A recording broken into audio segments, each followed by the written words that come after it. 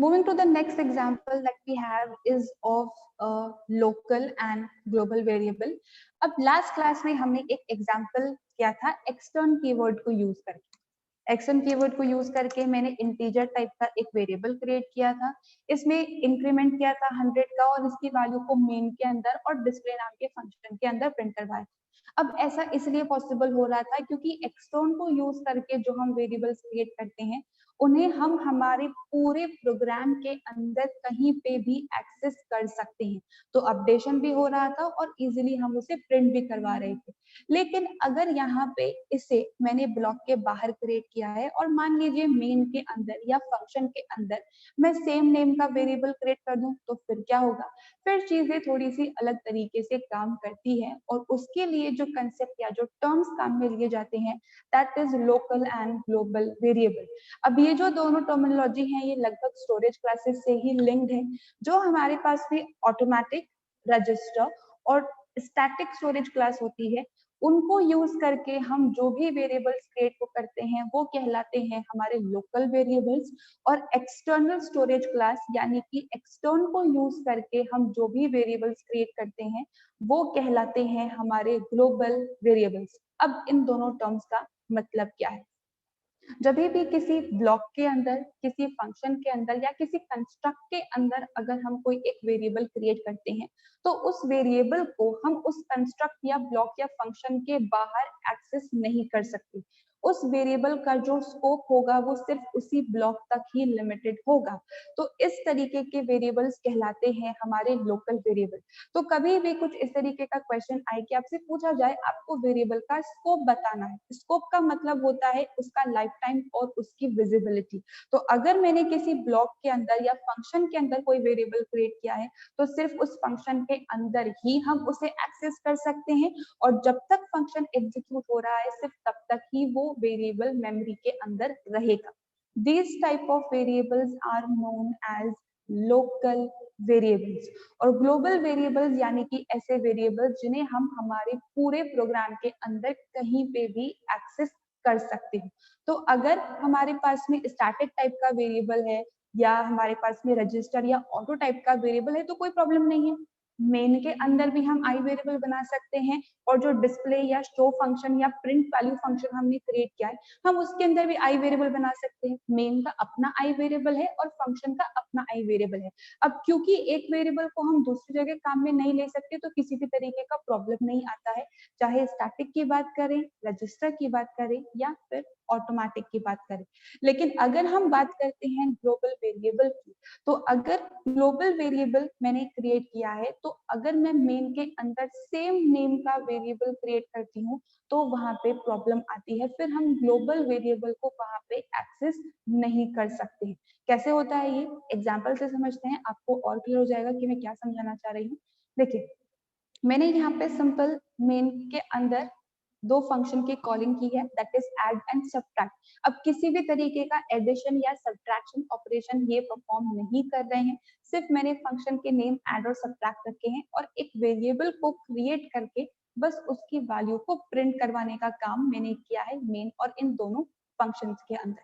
तो सबसे पहले तो हेडर फाइल्स को मैंने इंक्लूड किया है stdio and conio followed by function के प्रोटोटाइप। अब क्योंकि जो ऐड और सब्ट्रैक्ट है वो किसी भी तरीके की वैल्यू रिटर्न नहीं कर रहे हैं यानी कि वॉइड उनका रिटर्न टाइप है तो या तो फंक्शंस को पहले बनाना होगा या फिर प्रोटोटाइप मेंशन करना होगा। तो यहाँ पे मैंने प्रोटोटाइप मेंशन किया है void फॉलोड बाय फंक्शन का नाम और parenthesis followed by a semicolon. void add and void subtract। अब यहाँ पे नेक्स्ट मैंने इन प्रोटोटाइप के स्पेसिफिकेशंस के बाद एक वेरिएबल क्रिएट किया है इंटीजर टाइप का जिसका नाम मैंने ए रखा है। अब कल एक्सटर्न के केस में मैंने आप लोगों को बताया था कि यहाँ पे ब्लॉक के बाहर, ब्लॉक मतलब ये कर्ली ब्रेसेस वाला जो पार्ट है या फंक्शन के बाहर वाला जो पार्ट है, अगर हम ओपन स्पेस के अंदर कोई वेरिएबल क्रिएट करते हैं तो चाहे हम एक्सटर्न कीवर्ड यूज करें या एक्सटर्न कीवर्ड को यूज ना करें, दोनों का मतलब ग्लोबल वेरिएबल ही है यानी कि एक ऐसा वेरिएबल जिसे पूरे प्रोग्राम में कहीं पे भी एक्सेस किया जा सकता है। अब यहाँ पे क्योंकि ये एक्सटर्नल स्टोरेज क्लास को बिलोंग कर रहा है तो इसका मतलब ये है कि जब तक मेन एग्जीक्यूट हो रहा है तब तक ये वेरिएबल मेमोरी में रहेगा और साथ साथ में इसका जो डिफॉल्ट वैल्यू है वो रहेगा 0 अगर ये इंटीजर टाइप का है। अगर ये फ्लोट टाइप का होता है तो 0.000000 आता है। अगर मैंने कैरेक्टर टाइप का वेरिएबल क्रिएट किया है तो /0 यानी कि नल कैरेक्टर आता है। और अगर मैंने यहाँ पे ग्लोबल स्कोप के अंदर पॉइंटर वेरिएबल क्रिएट किया है तो पॉइंटर के अंदर नल रहता है। नल का मतलब ये है कि ये किसी भी तरीके की लोकेशन को पॉइंट नहीं कर रहा है, सिर्फ हमने वेरिएबल को क्रिएट करके रख दिया है। यूजुअली करते क्या है, वेरिएबल क्रिएट करते हैं और उसमें एड्रेस असाइन करते हैं। तो एड्रेस असाइन नहीं किया है, सिर्फ पॉइंटर वेरिएबल का डिक्लेरेशन किया है। तो अगर हम यहाँ पे अलग अलग टाइप के वेरिएबल्स को डिक्लेयर करते हैं तो उनकी बाय डिफॉल्ट वैल्यू कुछ इस तरीके से रहेगी। और अगर आप इसको इनिशियलाइज करवा देते हैं like int a is equals to 10 या char a is equals to capital A, तो फिर ये उसके अकॉर्डिंग काम करेगा। यहाँ पे मैंने इंटीजर टाइप का वेरिएबल क्रिएट किया है, यानी कि इसके अंदर बाय डिफॉल्ट जो वैल्यू अभी रहेगी दैट विल बी 0। तो अगर मैं इस a वेरिएबल को कहीं पे भी अपने प्रोग्राम के अंदर एक्सेस करूंगी तो मेरे पास में जो आउटपुट आने वाला है वो 0 आने वाला है। अब इस वेरिएबल के डिक्लेरेशन के बाद मैंने मेन फंक्शन को क्रिएट किया है, तो void main followed by clr scr। और अब इसके बाद मैंने printf की हेल्प से इस a वेरिएबल की वैल्यू को प्रिंट करवाया है। अब यहाँ पर देखिए मेन क्या है, एक फंक्शन है। अब फंक्शन के अंदर तो मैंने कहीं पे भी a वेरिएबल को डिक्लेयर नहीं किया है। तो जब भी वेरिएबल को डिक्लेयर नहीं करते और उसे एक्सेस करने का ट्राई करते हो तो हमारे पास में एरर आती है, वेरिएबल नॉट डिक्लेयर्ड या जो भी एरर कंपाइलर हमें थ्रो करता है। लेकिन होता क्या है, फंक्शन के अंदर कभी भी हम अगर कोई ऐसे वेरिएबल का नाम लिखते हैं जो उस फंक्शन के अंदर एग्जिस्ट नहीं कर रहा है, तो क्या होता है, इस फंक्शन के बाहर जो कंपाइलर है वो सर्च करने लगता है कि ऐसा कोई नेम का वेरिएबल एग्जिस्ट करता है या नहीं। अब मेन के अंदर मैं a वेरिएबल की वैल्यू को प्रिंट करवाने का ट्राई कर रही हूँ, तो इस ब्लॉक के अंदर तो वो कहीं पे भी प्रेजेंट नहीं है, लेकिन इस ब्लॉक के बाहर प्रेजेंट है। तो अब यहाँ पे हमारे पास में जो आउटपुट आने वाला है दैट विल बी 0, क्योंकि a के अंदर बाय डिफॉल्ट इंटीजर टाइप के वेरिएबल के अंदर 0 एज अ डिफॉल्ट वैल्यू रहती है। तो printf की हेल्प से मैंने सबसे पहले /m दिया है और उसके बाद एक मैसेज दिया है in main %d और a की वैल्यू इधर आके सब्स्टिट्यूट हो जाएगी, यानी कि in main :0 कुछ इस तरीके का आउटपुट हमारे पास में आने वाला है। तो कभी भी अगर यहाँ पे वेरिएबल क्रिएटेड नहीं है तो ये अपने ब्लॉक को छोड़कर बाहर सर्च करने लग जाता है। अगर इसे वेरिएबल मिल जाता है तो उसकी वैल्यू प्रिंट हो जाएगी। अगर इसे अपने ब्लॉक के बाहर भी वेरिएबल नहीं मिलता है तो फिर उस केस में आती है हमारे पास में एरर, क्योंकि ना लोकल स्कोप में प्रेजेंट है वेरिएबल, ना ही ग्लोबल स्कोप में प्रेजेंट है। ग्लोबल स्कोप का मतलब जिससे सारी चीजें सब जगह अवेलेबल हो। लोकल स्कोप का मतलब सिर्फ एक फंक्शन तक हमारे पास में रेस्ट्रिक्शन है। तो अब इस printf के बाद मैंने ऐड फंक्शन को कॉल किया है, तो एग्जीक्यूशन कर्सर आ जाएगा हमारा इस ऐड फंक्शन पे। अब इस ऐड फंक्शन के अंदर मैंने अगेन इंटीजर टाइप का a नाम का वेरिएबल क्रिएट किया है, जिसके अंदर मैंने इनिशियल वैल्यू असाइन करवा दी है 10। अब ग्लोबल के अंदर भी a नाम का वेरिएबल है और एक फंक्शन के अंदर भी a नाम का वेरिएबल है। अब हो सकता है कुछ लोग ये सोच रहे हो कि सेम नेम के मल्टीपल वेरिएबल्स क्रिएट करेंगे तो एरर आएगी। नहीं आएगी। क्यों नहीं आएगी? क्योंकि ये जो वेरिएबल है ये सिर्फ इस ब्लॉक तक ही रिस्ट्रिक्टेड है, इसके बाहर इसे एक्सेस नहीं किया जा सकता, जबकि ग्लोबल वाला वेरिएबल हम कहीं पे भी एक्सेस कर सकते हैं। तो अब इस ऐड फंक्शन के अंदर अगर मैं प्रिंट का स्टेटमेंट लिखती हूँ, printf/n in add :d, a, तो अब ये कौन से वाले एक को प्रिंट करेगा? ये प्रिंट करेगा इसके ब्लॉक के अंदर जो a वेरिएबल क्रिएटेड है उसको। जब भी यहाँ पे वेरिएबल की सर्चिंग होती है तो होता क्या है, सबसे पहले जो हमारी नियरेस्ट वेरिएबल होता है हम उसको यूज करके काम करते हैं। सिंपल टर्म्स में समझते हैं, suppose if you are searching anything, आपको कहीं बाहर जाना है, आपको कोई ड्रेस है सर्च करना है, तो सबसे पहले आप अपने रूम में ही सर्च करोगे ना। आप कहीं बाहर जाके पूरे घर का सामान तो नहीं फैलाओगे कि मुझे कहीं पे भी नहीं मिल रहा है। अगर अपने रूम में सामान मिल जाता है तो बाहर जाके क्यों चेक करना? अगर अपने रूम में सामान नहीं मिलेगा तो बाहर जाएंगे और कहीं और जाके चेक करेंगे। लगभग उसी तरीके का कंसेप्ट है। अगर वेरिएबल इस फंक्शन के अंदर ही प्रेजेंट है तो ये बाहर के वेरिएबल को चेक नहीं करेगा। अगर इस फंक्शन के अंदर वेरिएबल क्रिएटेड नहीं है तो फिर ये ग्लोबल वेरिएबल को यूज करके वर्किंग इम्प्लीमेंट करता है। तो यहाँ पे जो ए वेरिएबल मैंने क्रिएट किया है ये कहलाएगा हमारा लोकल वेरिएबल, क्योंकि सिर्फ इस फंक्शन तक ही ये लिमिटेड है। तो अब अगर मैं इस ए वेरिएबल की वैल्यू को प्रिंट करवाऊंगी तो यहाँ पे 0 नहीं बल्कि 10 हमारे पास में आउटपुट आने वाला है, क्योंकि इस ए के अंदर 10 एज अ वैल्यू मैंने स्टोर करवाया है। तो अगर लोकल वेरिएबल की बात करते हैं तो इस वेरिएबल का जो स्कोप होगा, स्कोप का मतलब लाइफ टाइम और विजिबिलिटी होगी, वो सिर्फ इस फंक्शन तक ही लिमिटेड है। तो अब फंक्शन का एग्जीक्यूशन कंप्लीट हो गया है, आउटपुट स्क्रीन पे आ जाएगा। हम पहुंच जाएंगे इस स्टेटमेंट पे। अब यहाँ से अगेन सबट्रैक्ट फंक्शन की कॉलिंग मैंने की है, void subtract followed by curly brace और उसके बाद प्रिंटफ स्टेटमेंट। अब प्रिंटफ के अंदर एक मैसेज दिया है और वेरिएबल के वैल्यू को मैंने प्रिंट करवाया है, in subtract colon %d comma a। अब यहाँ पे तो a वेरिएबल है ही नहीं, तो इसे अपने ब्लॉक में वेरिएबल नहीं मिला। तो जब इसे अपने ब्लॉक के अंदर वेरिएबल नहीं मिला तो ये क्या करेगा, बाहर की जो ओपन स्पेस है यानी कि जो ग्लोबल एरिया है उसमें जाके सर्च करेगा a वेरिएबल एग्जिस्ट करता है या नहीं। ऑफ कोर्स एग्जिस्ट करता है और उसकी वैल्यू है 0। तो यहाँ पे हमारे पास में जो आउटपुट आएगा that will be in subtract colon 0। कुछ इस तरीके का हमारे पास में आउटपुट आएगा। तो अगर यहाँ पे ग्लोबल वेरिएबल और लोकल वेरिएबल का नेम सेम होता है तो कुछ इस तरीके का कंसेप्ट जो है वो काम करता है। अब यहाँ पर हो सकता है कुछ लोग ऐसा करना चाहें कि मुझे लोकल वेरिएबल को भी काम में लेना है और ग्लोबल वेरिएबल को भी काम में लेना है सेम मेन फंक्शन के अंदर या सेम ब्लॉक के अंदर, तो फिर वो कैसे होगा? तो वो वाला पार्ट भी हम डिस्कस करेंगे आगे इस वाले पार्ट। लेकिन अभी तक मैंने जो भी बताया है उसमें किसी को कुछ भी कंफ्यूजन है किसी भी टर्म में तो आप पूछ सकते हैं।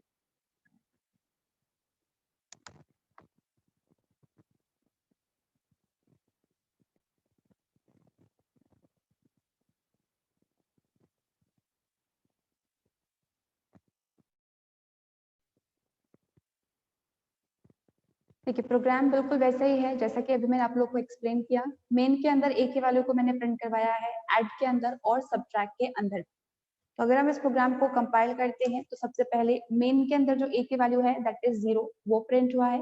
ऐड के अंदर अपना एक वेरिएबल था a नाम का, इसलिए 10 प्रिंट हुआ है। और सब्ट्रैक्ट के अंदर क्योंकि a वेरिएबल डिक्लेयर्ड नहीं था तो उसने ग्लोबल वेरिएबल की वैल्यू को प्रिंट किया है। That's how local and global variable works. अब यहाँ पे भी हमारे पास में एक ही सिचुएशन था, या तो हम ग्लोबल वेरिएबल को काम में ले रहे थे या तो फिर हम लोकल वेरिएबल को काम में ले रहे थे। अगर हमें दोनों को काम में लेना हो तो वो हमारा नेक्स्ट पार्ट है। इसके एग्जीक्यूशन में आउटपुट में किसी को डिफरेंस है तो आप पूछ सकते हैं।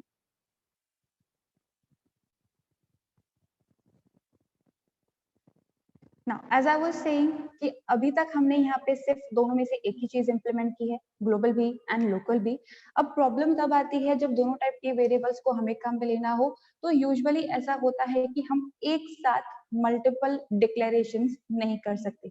मल्टीपल डिक्लेरेशन का मतलब ये है कि हमने यहाँ पे ग्लोबल वेरिएबल भी क्रिएट कर रखा है और उसके बाद हमने यहाँ पे लोकल वेरिएबल भी क्रिएट कर रखा है, और इसी के अंदर अगर हम दोबारा से वेरिएबल को क्रिएट करने का ट्राई करें तो फिर वो एरर थ्रो करता है। दोनों टाइप के डिक्लेरेशन सेम नेम के सेम ब्लॉक के अंदर हम नहीं कर सकते हैं, तो अलग अलग जगह ही हमें यहाँ पे क्रिएशन करना होगा। लेकिन अगर मुझे दोनों वेरिएबल की वैल्यू को यूज करना हो तो उसके लिए थोड़ा सा कंसेप्ट हमें अलग इम्प्लीमेंट करना पड़ता है। तो उसी का ही छोटा सा पार्ट मैंने यहाँ पे ऐड किया है। सबसे पहले मैंने इंटीजर टाइप का a नाम का एक वेरिएबल क्रिएट किया है जिसकी इनिशियल वैल्यू मैंने 100 सेट कर दी है। बाय डिफॉल्ट 0 रहता है, वो नहीं रखना, अपनी वैल्यू हम असाइन कर सकते हैं, दैट इज 100। अब उसके बाद मैंने यहाँ पे मेन लिखा है। मेन के अंदर मैंने अगेन इंटीजर टाइप का a वेरिएबल क्रिएट किया है जिसके अंदर 10 एज अ वैल्यू मैंने स्टोर करवाई है। तो अब अगर मैं इस डिक्लेरेशन स्टेटमेंट को नहीं लिखती और एक ही वैल्यू को प्रिंट करवाती तो 100 आउटपुट आता। अगर मैंने ये डिक्लेरेशन किया है और फिर एक ही वैल्यू को प्रिंट करवाया है, तो क्योंकि लोकल स्कोप के अंदर वेरिएबल प्रेजेंट है तो ये इसको चेक ही नहीं करेगा, तो 10 आउटपुट में आएगा।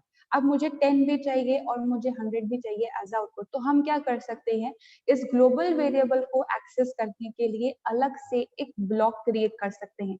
ब्लॉक या कंस्ट्रक्ट का मतलब ही ये होता है कि कर्ली ब्रेस से स्टार्ट होने तक कर्ली ब्रेस एंड होने के बीच में हम जो भी स्टेटमेंट लिखते हैं वो कहलाता है हमारा कंस्ट्रक्ट या फिर ब्लॉक। तो अब यहाँ पे इस कंस्ट्रक्ट को मैंने किसी भी तरीके के इफ एल्स स्विच या लूप के साथ में काम में नहीं लिया है। ये कंस्ट्रक्ट किसी भी तरीके का नेम नहीं है, सिर्फ कुछ सेट ऑफ स्टेटमेंट्स की ग्रुपिंग को शो करने के लिए मैंने opening and closing curly braces को काम में लिया है। अब इस कर्ली ब्रेस के अंदर मैंने यहाँ पे स्पेसिफाई किया है कि मैं किस ए वेरिएबल को काम में लेना चाहती हूँ, क्योंकि मेन के अंदर भी ए वेरिएबल क्रिएटेड है और मुझे इस ए वेरिएबल को एक्सेस नहीं करना, मुझे उस वेरिएबल को एक्सेस करना है जो ग्लोबली क्रिएटेड है। तो ग्लोबली वेरिएबल को डिक्लेयर करने के साथ साथ अगर हम उसे एक्सेस भी करना होता है तो उसके लिए भी हमें यहाँ पे एक्सटर्न कीवर्ड की हेल्प लेनी होती है। Extern followed by data type and followed by हमारे वेरिएबल का नाम। तो अब यहाँ पे जो ये एक्सटर्न इंट ए मैंने लिखा है ये वेरिएबल डिक्लेरेशन नहीं है। ऑलरेडी जो हमने ए वेरिएबल क्रिएट करके रखा हुआ है ग्लोबल स्कोप के अंदर, उसे एक्सेस करने के लिए बेसिकली हमारे पास में ये एक तरीके का प्रोटोटाइप है। ऑलरेडी वेरिएबल क्रिएटेड है, बस उसे एक्सेस करना है। तो अब इस स्टेटमेंट के बाद हम जितने भी स्टेटमेंट्स मेंशन करेंगे जहां जहां पे ए वेरिएबल को हम काम में लेंगे वहां वहां पे 100 एज अ वैल्यू यूज की जाएगी और वर्किंग इम्प्लीमेंट होगी। तो यहाँ पे तो मैंने सिंपली प्रिंटफ वाला पार्ट ही इम्प्लीमेंट किया है। यहाँ पे आपको कुछ कैलकुलेशन प्रिंट करवाना है, कुछ काउंटिंग प्रिंट करवाना है, तो अब 100 एज अ वैल्यू को यूज करके काम होगा। ये 10 को एक्सेस नहीं करेगा क्योंकि मैंने स्पेसिफाई कर दिया है कि किस वेरिएबल को काम में लेना है। तो printf /n %d, a, तो इस स्टेटमेंट में हमारे पास में 100 एज अ आउटपुट आएगा। अब अगेन कर्ली ब्रेस को मैंने क्लोज कर दिया तो ब्लॉक हमारा ओवर हो चुका है। तो इस ब्लॉक के ओवर होने के साथ साथ सारे स्टेटमेंट भी हमारे ओवर हो गए हैं। अब अगर इस ब्लॉक के बाहर मैं किसी तरीके की ए वेरिएबल को काम में लेती हूँ तो ये क्या करेगा, अपने पूरे स्कोप के अंदर चेक करेगा, अपने पूरे स्कोप के अंदर एक वेरिएबल प्रेजेंट है। तो अब अगर हम प्रिंटफ की हेल्प से ए वेरिएबल की वैल्यू को प्रिंट करवाते हैं तो यहाँ पे हमारे पास में 10 एज अ आउटपुट आने वाला है। तो अगर ग्लोबल वेरिएबल भी काम में लेना है और लोकल वेरिएबल भी काम में लेना है तो एक ब्लॉक को क्रिएट करके आप यहाँ पर काम कर सकते हैं। अब यहाँ पे थोड़ा सा स्टेटमेंट के अंदर मैं चेंज कर रही हूँ, सब लोग ध्यान से देखिएगा। मान लीजिए कि मैंने यहाँ पे किसी भी तरीके का ब्लॉक क्रिएट नहीं किया, मैंने int a = 10 लिखा और एक्सटर्न int a लिख दिया, ठीक है। तो अब आएगी यहाँ पे हमारे पास में error, multiple declarations not allowed. Multiple declarations क्यों नहीं अलाउड है, क्योंकि यहाँ पे ये प्रोटोटाइप जैसा जो है ये भी एक तरीके का एक ही स्पेसिफिकेशन के लिए काम में लिया जा रहा है और ये भी ए वेरिएबल के लिए। तो इस तरीके से यहाँ पे हमारे पास में एरर आ सकती है। तो इसी वजह से यहाँ पे ब्लॉक को क्रिएट करके ही हम ग्लोबल वेरिएबल को एक्सेस कर सकते हैं।